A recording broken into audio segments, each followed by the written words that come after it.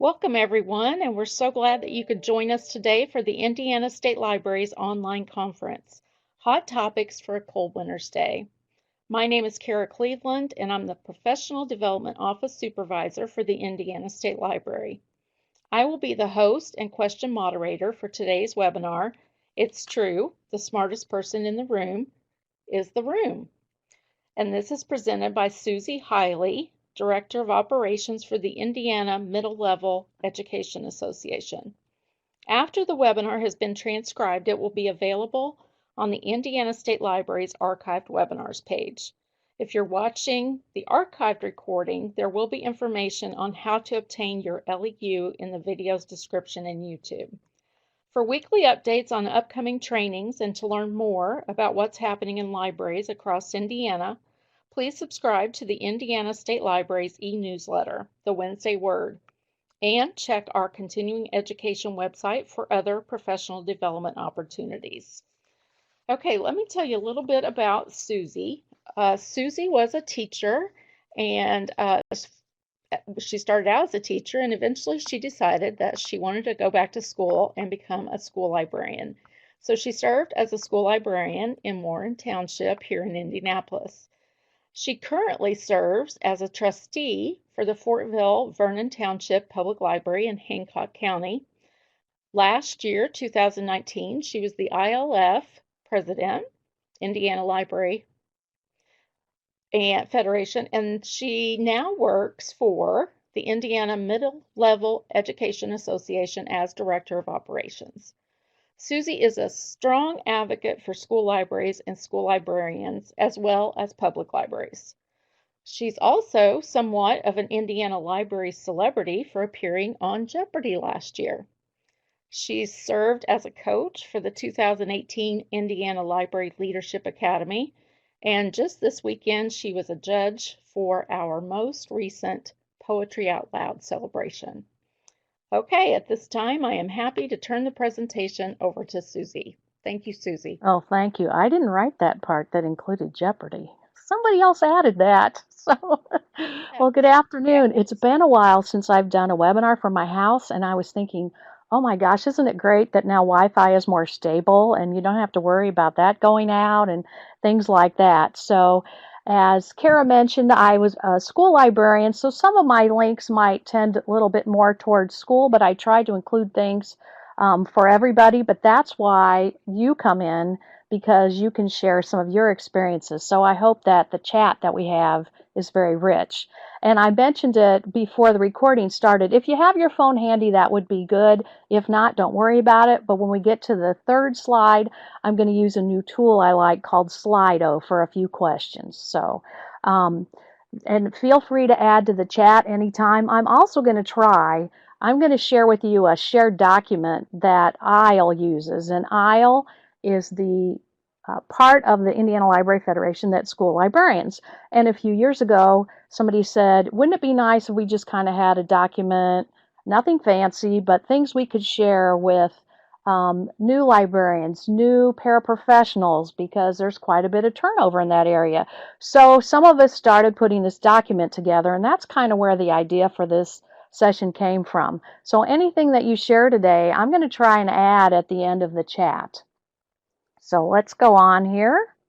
As Kara mentioned, I was a science teacher, became a librarian. I had the librarian before me in my school said she was going to retire, and I did a little investigating, and I found out, oh, one of the top library schools in the country is in Indianapolis, and oh, the National School Librarian Conference was in Indianapolis that fall. I thought those were signs, and my principal agreed to it. So that was one of the best changes I ever did.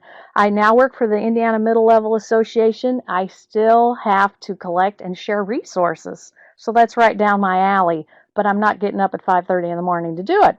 I have been on the State Library Professional Development Committee ever since it started, and I am currently a library trustee and on the ILF board. So on the screen at the bottom, you can see there, I have made this available for you to make a copy. So if you see that bit.ly link, you'll have that presentation. And I hope I don't make you dizzy during this. I'm going to do some screen sharing and going back and forth.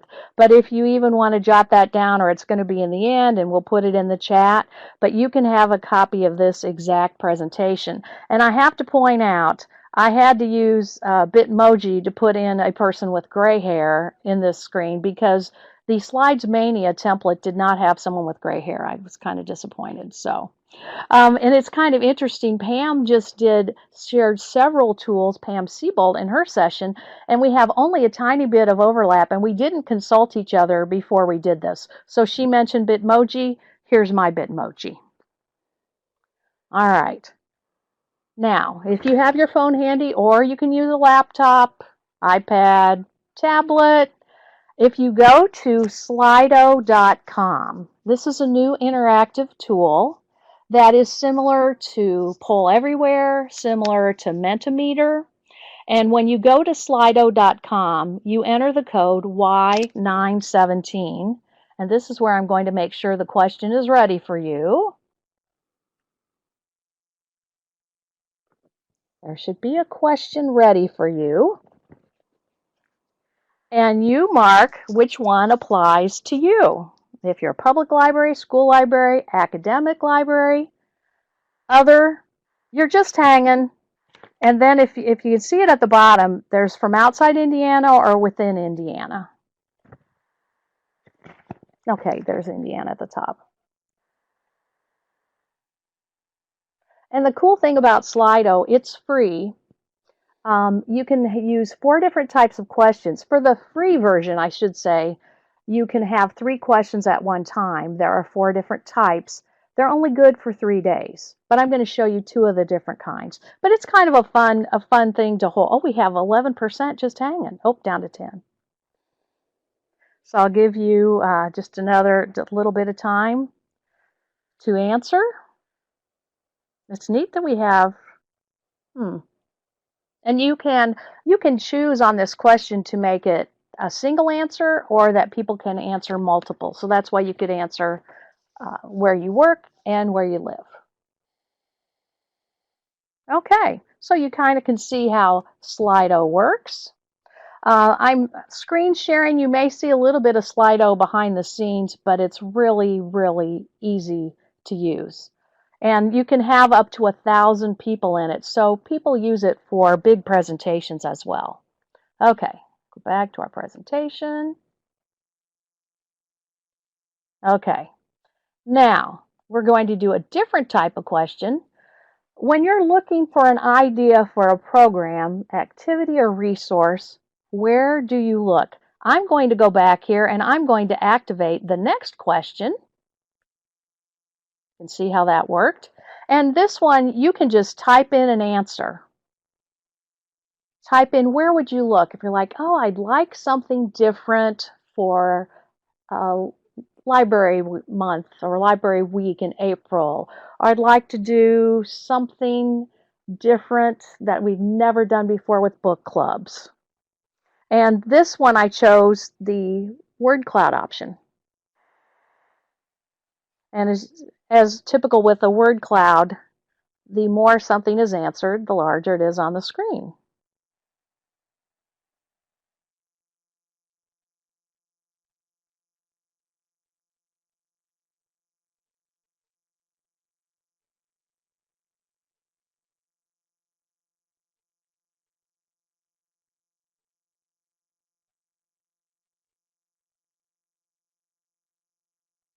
Makes me wonder if they leave off articles. Somebody may have put word of mouth.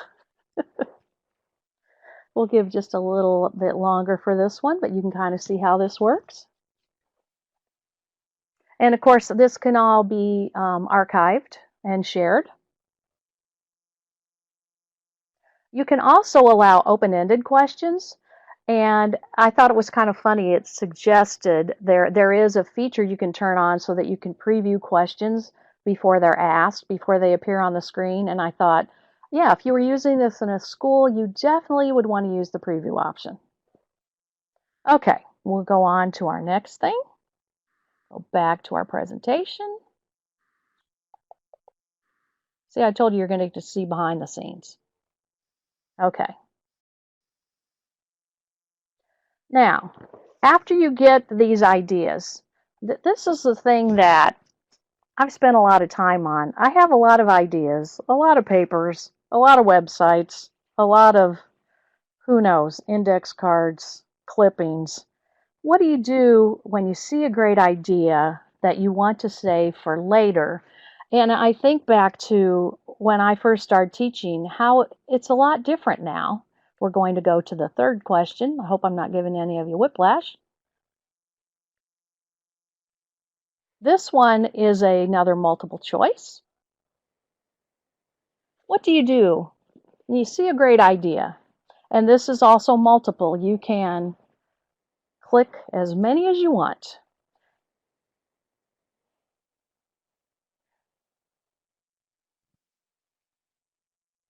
And if you do something that was not one of the choices, I was limited, feel free to type that in the chat.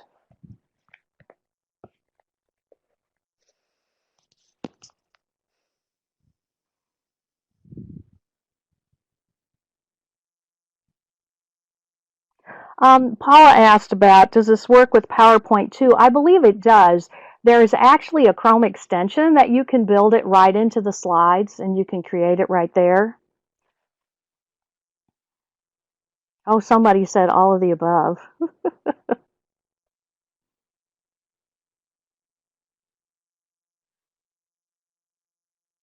I think it's great to see how many people also send themselves an email or a text. I would say screenshot is becoming one of my most favored things, but I also like the write it on a random piece of paper. That's me too. And I still know people, seeing that choice at the bottom, I still know people who effectively use card files. Okay, so I think we'll go back. We'll go back to so that's Slido. You're allowed three questions at one time. Okay, so Slido.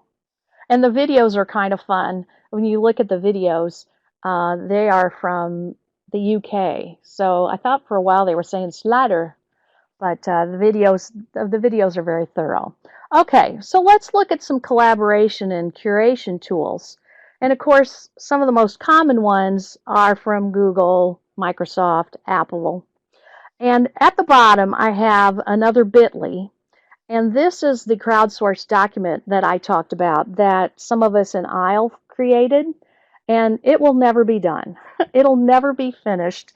I did go through today and try to make sure that all of the links are current, but I have to admit, I did not get to all of that. So with Google, there are documents like this IL crowdsource document. I'm going to go to that right now just to show you what that looks like. You'll have a lot of time to go back to that later.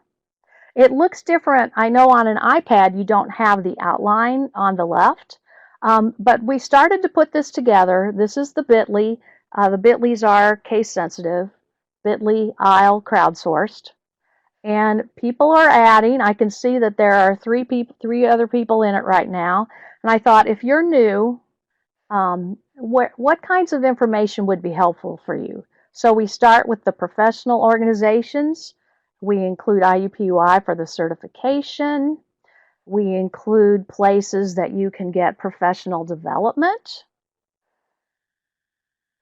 And then as time goes on, I learn of great resources I wouldn't have known of otherwise. So, for example, the National History Day, which is now going on, they have some wonderful things on their website I wouldn't have known otherwise. So, things are getting on here from other people, from me, from screenshots, from Facebook groups, from Twitter. Periodically, I go through all these screenshots that I have and try and put them on here. And we told people when they add to this document, don't worry about the formatting. It may not always be the same typeface. It's not fancy. It doesn't have graphics, but it's a very fluid document. We have some things about standards, basic library procedures. I'm going to talk about Symbaloo in a little bit, some reader's advisory sites. So for example, if you know of a great reader's advisory site, this is open. It's editable by anybody. So you could add something to this. We have some collection development sites. Once again, this is geared a little more towards schools. Excuse me. We've got some different lessons. Some of these could work in the public library too. For example, if you're not familiar with the app Novel Effects that goes along with reading a story, that would be wonderful too. And Pam Siebold mentioned Wakelet. We're going to talk about Wakelet a little bit too. More and more resources are coming up that are curated through Wakelet. This is a part that I really want to work on a little more about activities for months. I do have links to a couple of calendars that are really pretty good. Scholastic has one with author and illustrator for the whole year. Shannon Miller, who is a wonderful school librarian, I don't know how she gets everything done. She has made a collaborative calendar. I can show you that. That goes by month and has books that you can use. You'll look at the tabs at the bottom. It's by month. She has invited other people to put in ideas. I thought that was really good. And then at the bottom, I have some research sites, some things on OERs. If you're not familiar with this OER site that Christina Ishmael has put together, it's one of the best ones I've seen for annotations, explains who it's for, who's created it. Citation tools is a big one. We have quite a bit about Lexiles and labeling, and I know this is an issue in the public library as well, that, sometimes you have patrons who will be like, just show me the books that are worth 4 points, or they're at this ZPG, or I want books that are at Lexile level this, or Fountas and Pinnell level M. So we've tried to kind of reinforce that labeling is not always in the best interest of kids, but you're put in an awkward position because you want to serve your patrons and you want to help your patrons with things that they're asking for. So we put several things in there. Quite a few things about digital literacy. A good example here is a recent thing from California. They've recently gotten their act together a little bit for school librarians. Not a lot, but they're trying to add some in. They have teachingbooks.net statewide. They have an encyclopedia statewide. They don't have the databases like we do. When we go to conferences and interact with people from other states, and we find out that we're so fortunate, we have a lot of things other states don't. A little bit about intellectual freedom. School librarians, many of them have to worry about keyboarding sites. We're adding free ebooks, audiobooks, some storytelling resources. There are many sites that have articles that are leveled for students, but what's happening with so many things in the school world is they start out free and then they go paid or they disappear. And we get used to free and we like free, and somebody's got to pay for that server space and pay the employees. So Pam in the earlier session mentioned some sites for copyright-free images. She mentioned some I didn't, so I'm going to put them on, add them on here. These book vendors probably primarily apply a little bit more to school. Some grant resources, some makerspace resources. You may be dealing with lots of patrons that come in maybe on an e-learning day. Not all e-learning days are because of weather. Some of them are planned in advance for professional development, and you may be helping some of them with their students and their e-learning assignments. And then we have some things about library standards, social media, Facebook groups, and so forth. So what I'm going to do is I'm going to Facebook groups and things that you mentioned, Instagram things I'm going to ask you to share. I'm going to add those at the bottom of this document, and then they'll all be in one place.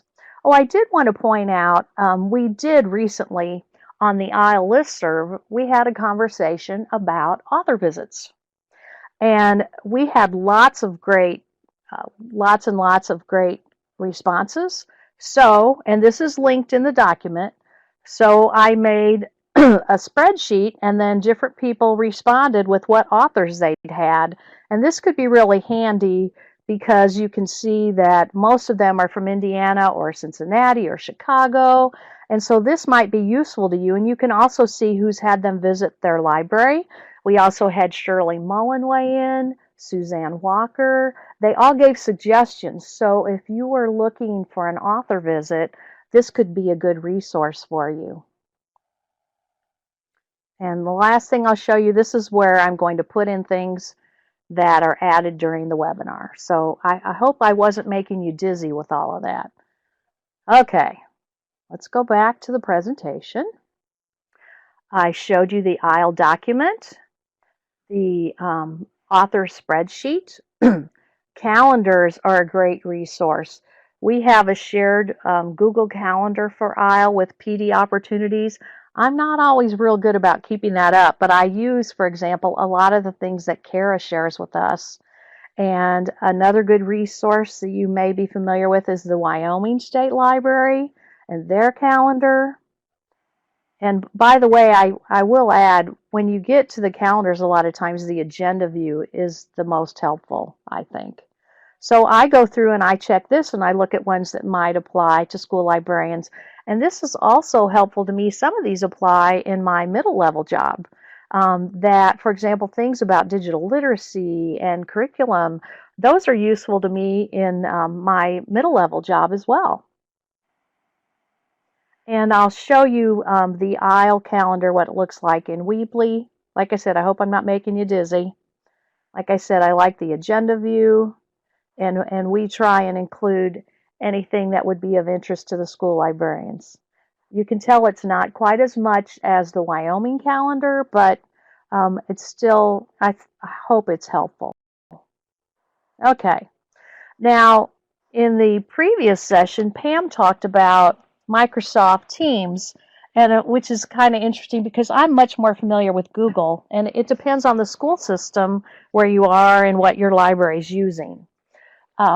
So I'm much more familiar with Google, but I do know that a lot of people use Microsoft Teams and OneNote and all of those things.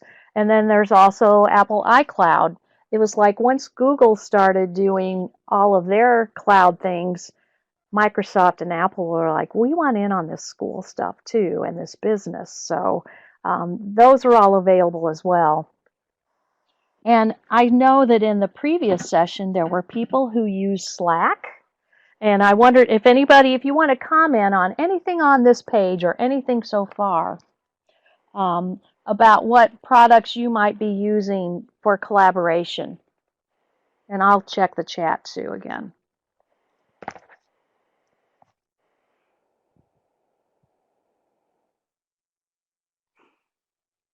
Yeah, Kim, I love the random notes, pieces of paper all over the place. And when I think about how many clippings and book reviews torn out of People magazine and Parade magazine, and who knows where all that stuff ended up.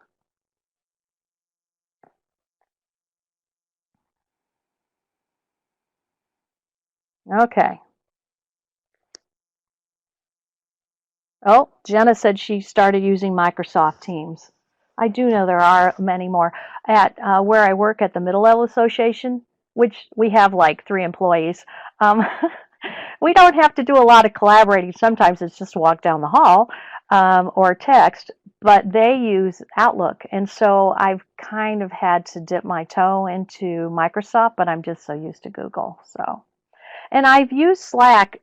Interestingly enough, there was a Jeopardy group. There was a Women of Jeopardy Slack group. And back when the confetti trivia game was going on, somebody would always write the clue for that night in the Slack group. So I have used Slack some too. Okay. I'll give you another. And don't worry, that IL crowdsourced document, that's going to be there for you. And you can make on that IL document, make a copy and make it your own. You can add to this one, but you could also make a copy and cut out all the things that don't apply to you. Share it with whoever you want. We should probably put a Creative Commons label on it. I hadn't even thought about that. Okay, let's go on. So those were the big people. Okay? But there are also a lot of other apps and websites that can be used for collaboration because what my goal is okay, get from the smart people. So share. So that's what we're going to do. That's why I want you to feel free to put things in the chat is, like, for example, where you got your ideas. What Facebook groups, what Instagram groups. We're going to get to something like that. What works for you? Because that is working smarter. So in the last session, people had mixed results with Trello. I've heard good things about Trello, and I think there were some people in our session that were using that for projects. I've heard that that's good. We've talked about screenshots, photos, shared albums. The shared albums come in really handy. Once again, I kind of lean toward Google, but for example, sharing pictures with your family makes it so easy. My son and I went on a trip recently and we both shared our pictures, and we could take, even though he lives 2,000 miles away, that was good. When my husband and I did our Christmas card, we shared an album and then he put it together, which was great.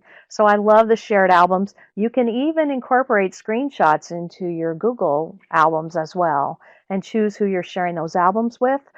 We did share a photo album at one point for aisle. We wanted some examples of um, some library spaces that were a little more cutting edge. So we did make a Google album, and we actually had somebody at DOE that asked us. She said, "Could you share some pictures?" So we shared it with her. So that was a great use for sharing the pictures. Pinterest, I saw a lot of people mentioned. And I used to be a big pinner, but I have not lately. And it was kind of funny getting it ready for this presentation. I went into my Pinterest page and people were still some people had just repinned some of my pins from the 2014 Sochi Olympics. So I'm like, okay. But Pinterest, that's a whole other animal. The things with asterisks we're going to go into with a little more depth. One of those is live binders. Many of these are ones that are free initially. I still am on the free version of everything on here except for Voxer. I'm still on the free version, but then they all have to go to premium. Okay, I'll talk about live binders. diigo is one of my favorites. I have over 10,000 bookmarks in diigo. Symbaloo we'll take a look at. Google Keep. Do any of you have examples of when you've collaborated using Google Keep? I think my chat has frozen.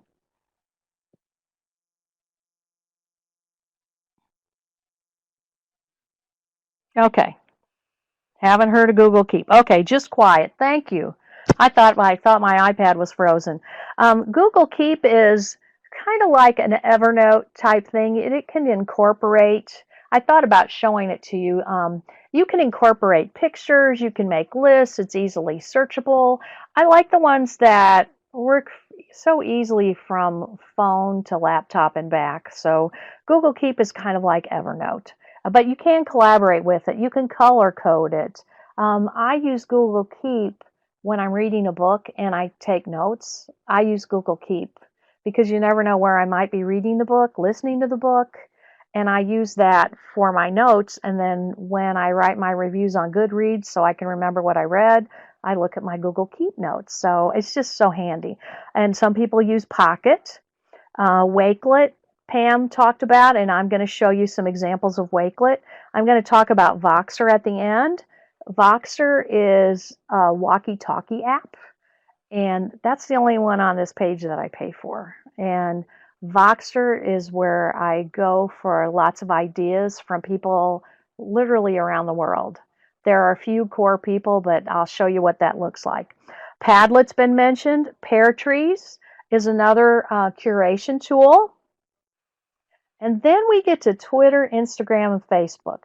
This is where I would like for you to put in the chat some useful Facebook groups, Instagram or Twitter hashtags, or groups that you follow.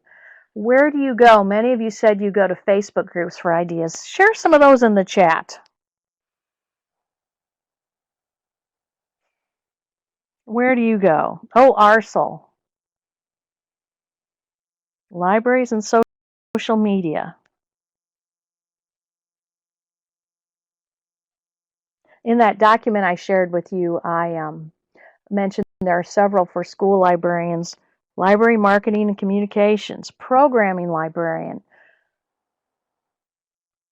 There's a school librarian group, Future Ready Librarians, that started out with really noble plans that really wanted to share what can you do that really advances the profession of librarian. And unfortunately, too many times it devolves into, I've got a sore throat, what can I do for a lesson tomorrow? And it's kind of disappointing because you kind of have to wade through a lot of things. And also, you kind of get disappointed that people don't use the search function on Facebook groups. For example, someone in the school librarian groups might say, could you give me the pros and cons of the Scholastic versus Follett book fair? Okay, been there, done that, bought the t-shirt many times over. So if people would use the search function on Facebook, it could help everybody. Any other hashtags or groups that you follow that you find to be helpful? We've got some, and I will be putting all of this, I'll be putting that on that document.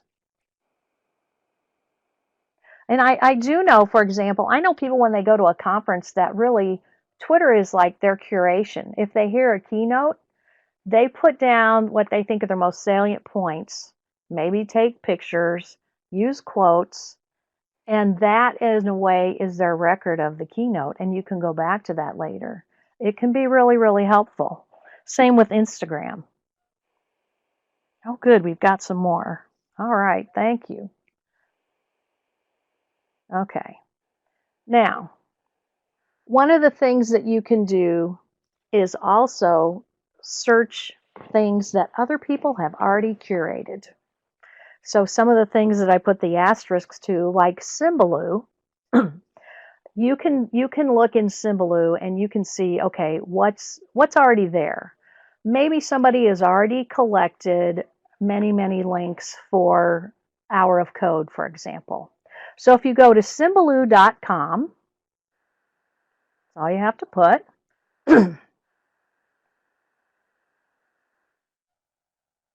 rid of some of these tabs up here now. Symbaloo is a tile system, and many people like using it with kids. Like they might have a one of the child-proof iPads in the children's department or in the school, and they have all of the tiles are links that kids might use. And you can make what's called a web mix with different tiles. And the way you search this, it's not, and it does have ads if you're on the free version. The way you search it is make sure that you click where it says web mixes, that you have that enabled. Because we're going to search other web mixes that people have made. There are web mixes that have had millions of hits, which I find amazing. Though, like I said, the free version does have ads, but it's not that, I don't think it's too annoying. I'm trying to think, I get Xfinity, you wonder, what have I been on? Okay, so I'm going to put, for example, I'm going to put reading. And I'm just going to search reading. And you can see I had many, many different topics. Okay. And I have different ways that I can search. I think this is kind of cool. I can filter the results by all users, or I can say, I just want web mixes that have been used by 5,000 different people. It's like, oh my gosh. You can also filter by country. I usually don't find that that's that necessary. All types, we probably want tiles. Those things are called tiles. Okay, then I'm going to do search. There were 7,000 web mixes that came up that were just reading. But when I filter it to ones that have been used 5,000 or more times, I come up with 18. And I thought this was kind of cool. There was even one that's called Top Relationship Books. It's not just for kids. It might be used for kids a lot, but it's not just that. Unfortunately, we also have reading and accelerated reader. But what you can do with this, which is kind of neat, is if you like a web mix You can make it your own. You do need to make an account. I'm not signed in. Hopefully you got to it okay. Notice this one has 24,000 plus users. But you can start using this web mix by clicking on that, and then you can edit it, make it your own. That's one of the great things about Symbaloo, I think. So I'll give you a second. Take some time and search. And if you find a Symbaloo that would be useful for you, put it in the chat. I'm going to search a little more, but I want you to take a minute and look around the Symbaloos and see if there's anything. I'm going to look at Hour of Code this time, and I'm going to search. Look around Symbaloo and see what might be useful.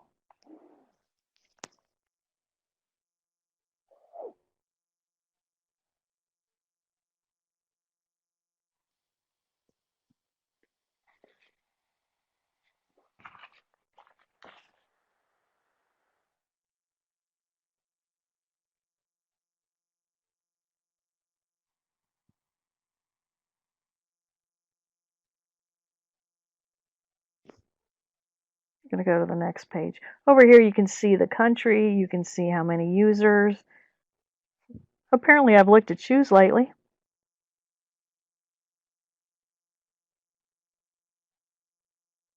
Look at this one.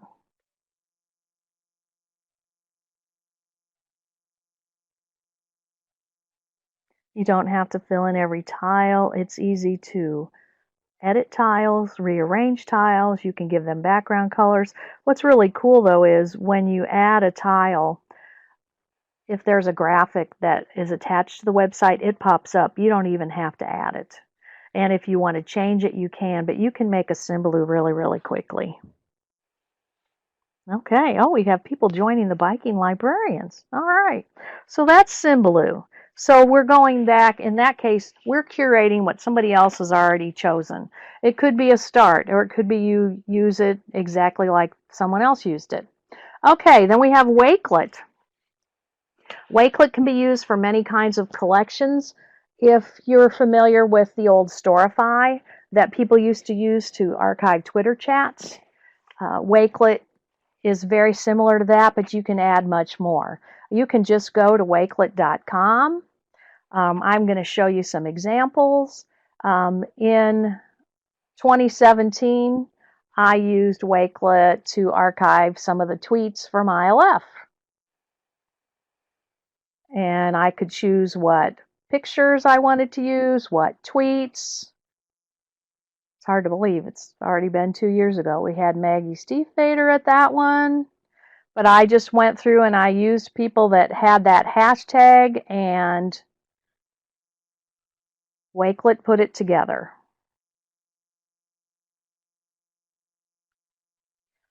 This is a very helpful post from Joyce Valenza about Wakelet. Wakelet's only been around for a little over a year, I believe. And she has some videos, but she has uses. Joyce Valenza, as a former school librarian in the Philadelphia area, she now teaches at Rutgers. She, to me, is one of the gurus of school librarians. And when AASL was here in 2001, when I was a brand new school librarian, the first event I walked into, the first person I met was Joyce Valenza. So I'm like, I guess I started at the top. Down here I thought was interesting, she has how universities use Wakelet. Because when we're thinking about these curation tools, we're talking about us, but we're also talking about students. So Wakelet is one that students could use. Of course, we're concerned about privacy and age restrictions and things like that. But here's a great example of someone organizing their research. So that article from Joyce is on that slide.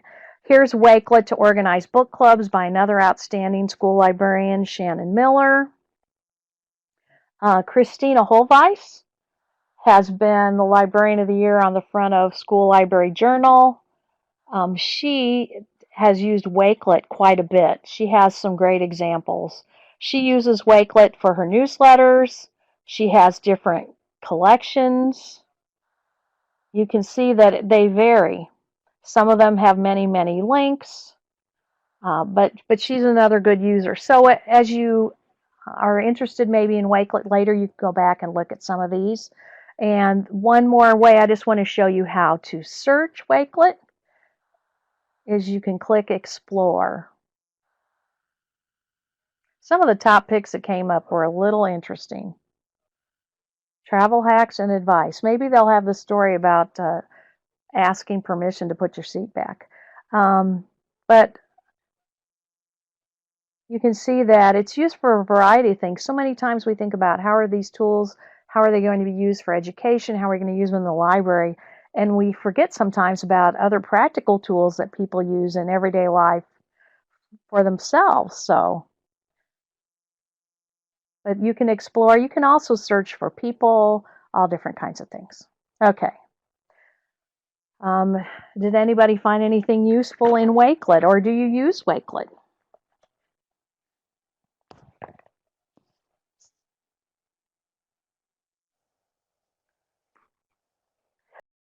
Yeah, the bit.ly for the whole presentation is bit.ly/ and it is case sensitive, so then it's all caps ISLPD 2020. I should have put that at the bottom of the slides.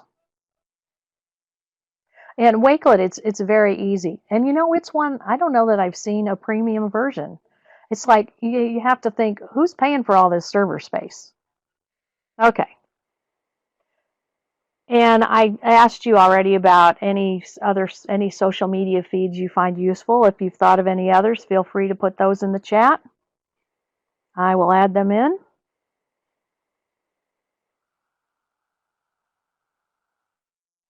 All right, we'll go on.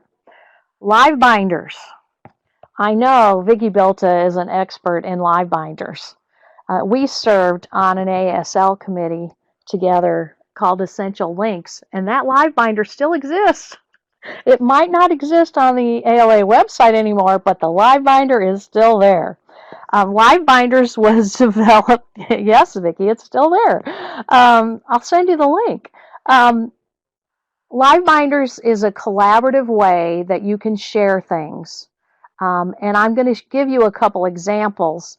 I used it for my teacher evaluation. So for example, when I knew what the rubric was and the kinds of evidence that I needed, I made a tab, and I should show you one. I made a tab for each kind of evidence that I needed. I saw a very interesting one that somebody formed for their interest in adopting. They made a live binder with all the things about their biographies, their pictures, their background. So if you go to livebinders.com,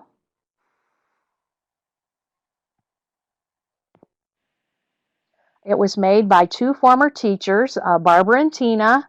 They are very responsive if you have a question. I believe there is a limit to how many binders you can have.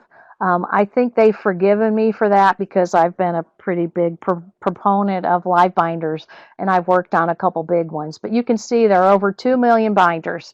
Now, that doesn't mean you won't come across a lot with broken links or some that don't have much in them.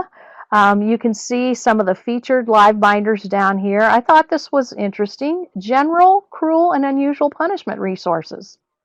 That could be, somebody's project. Here's another one. It says Research Project Live Binder 2019-2020. So students could be working on their project collaboratively.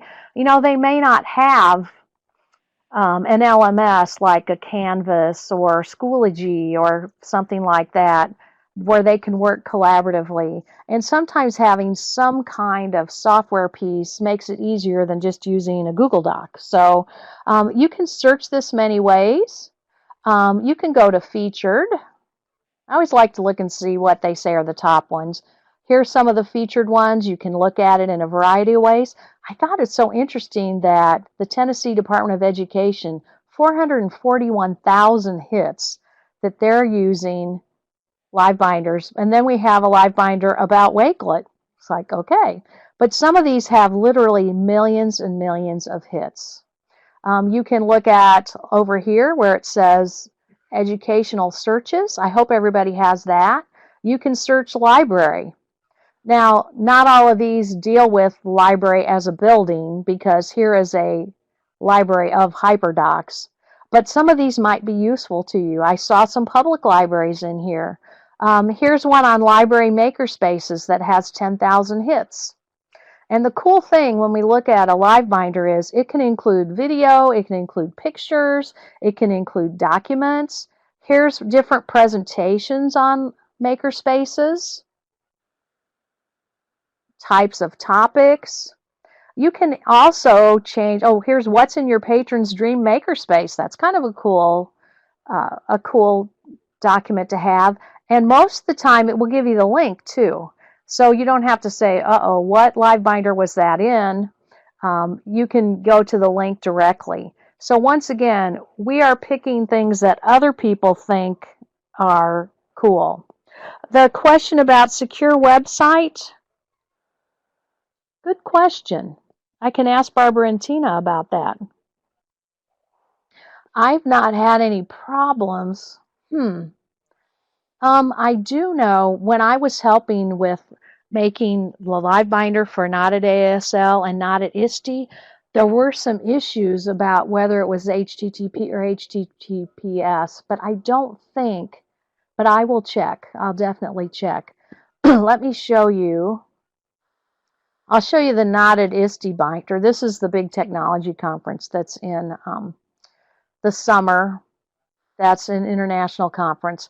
I work on this with two other women. Peggy George is in Arizona. I've met her a couple times, and Jane Lofton is from California. But we were able to collaborate on this binder, and this is as many things that we could get. Oh, this is AASL. I may have my links backwards. We were able to collaborate on trying to get as many presentation resources. So whenever somebody shared their presentation, we put the link in the live binder, and it didn't matter who did it when. You can also look at this different ways. I can have all my tabs be at the top if I like it that way. I can copy tabs, I can move tabs. So for example, these are all the presentations resources that we got.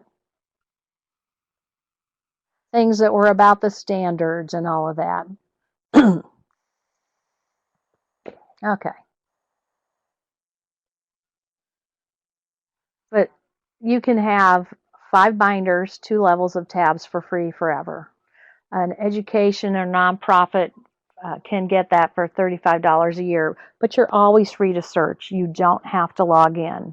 So for example, I do want to show you one of the top live binders that I've been to quite a bit. Let's see here. Let's go to a lady in the Chicago area named Joy Kerr, and I can search. She has a binder on Genius Hour or passion projects, all those things. She's in the top 10 of all live binders ever. So I could search.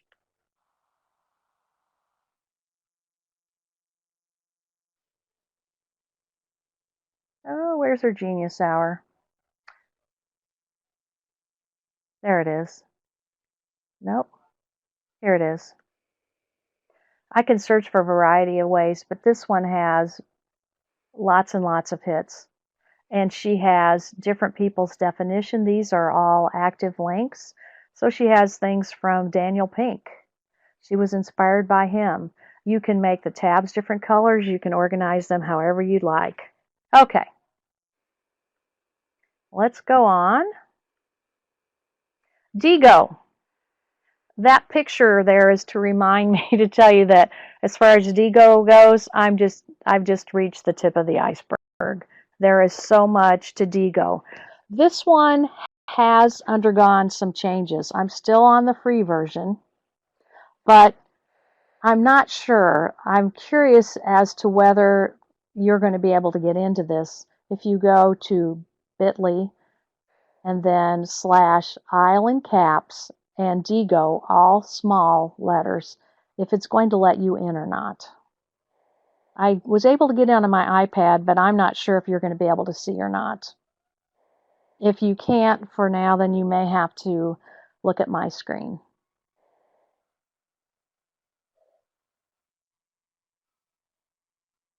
Oh, it works. Good. This is a diigo group that we made for IL members. And the thing I like about this is I told you I have over 10,000 bookmarks. Some of them go back a ways. You can search it. So if I, for example, want to know something about copyright, I can go up and search copyright, and I get several different bookmarks that come up that are very helpful to me. Now, in the group, you can see all the people that have joined the group, the collaborators. You can see our top tags: Reader's Advisory, Librarianship itself, Advocacy.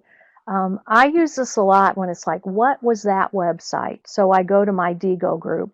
When I started doing this, I had no idea I'd be using it for so long. I had a lot of links that were called technology. Well, that's not real useful now. And like I said, there are some that are not working anymore.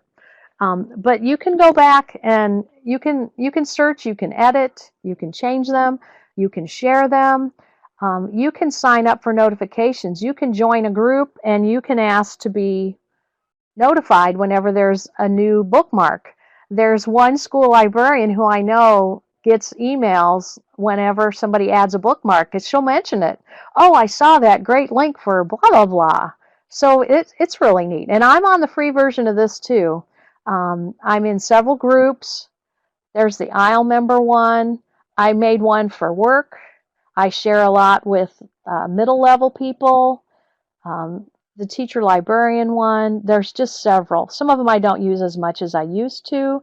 The middle school matters I sometimes get good things from. I have seen some spam. I was in the digital citizenship one this morning and I did see some spam in it though. Okay, so diigo. And teachers can do all kinds of things with it. Voxer, I'll mention briefly. Have any of you heard of Voxer?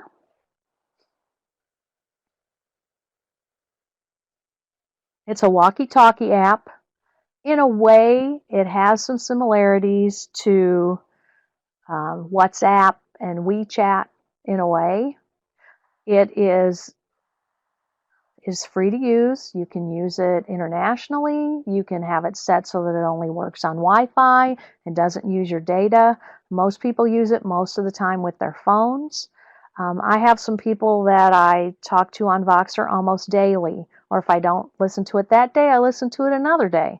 I don't mind driving in the car so much anymore because I have my Voxer friends and have audiobooks. So, I don't mind driving as much anymore. But Voxer is an asynchronous app that can have, like I said, video, audio, text, pictures, you name it.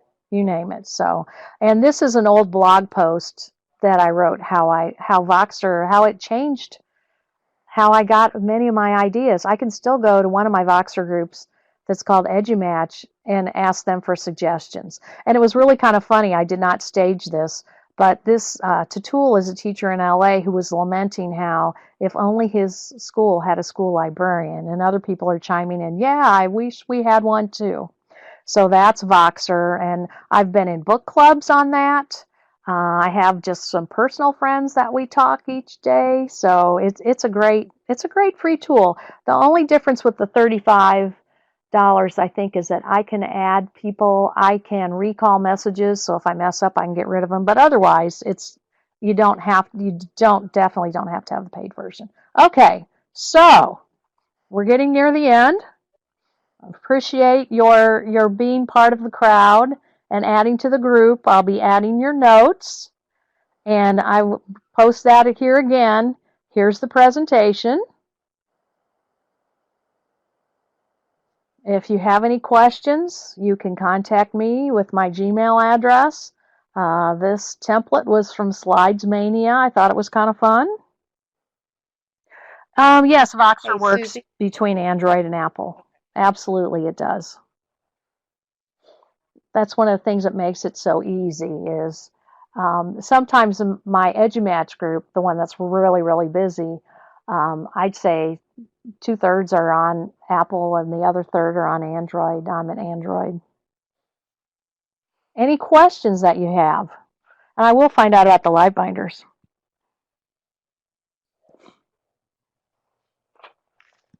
Susie, this is great. We got a lot of new resources even from what Pam gave us. So thank you so much. Well, and I'll be adding some things from Pam's. Yeah, I know. I'm going to go ahead and switch over to the screen that allows you to download your certificate. We did not actually realize that Susie's presentation was going to be so much about text, so we switched the certificate to a TLEU instead of just an LEU. So for those of you in Indiana, that's important. So we also have a survey link there if you could do that. And then, of course, Susie has already given you her contact information, and I will send the links that she shared with us in the follow-up email, as well as the certificate, the recording link, everything that we've done today. I will follow up with you in an email. Susie, I think you should present for us more. Well, you know what? That helped me get some of my things organized. Like, you won't believe how many screenshots I just went through. Well, that was a very good presentation. Thank you so much for sharing.